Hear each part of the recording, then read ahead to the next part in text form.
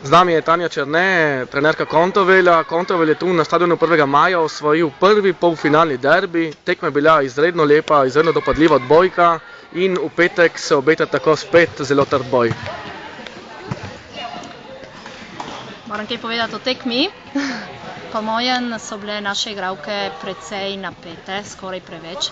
In to se je videlo predvsem po četrtem setu, ko so se totalno sprostile in so šle na servis bolj prepričane in tudi dobro servirale. No, prav v obrazih je bilo vidno, kako so bile one prve sete napete, ker so si zelo želele ta play-off.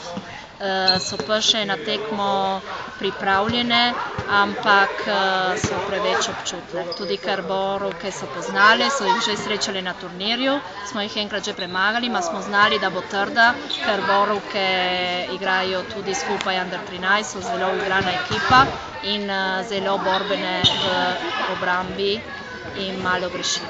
Po mojem bila lepa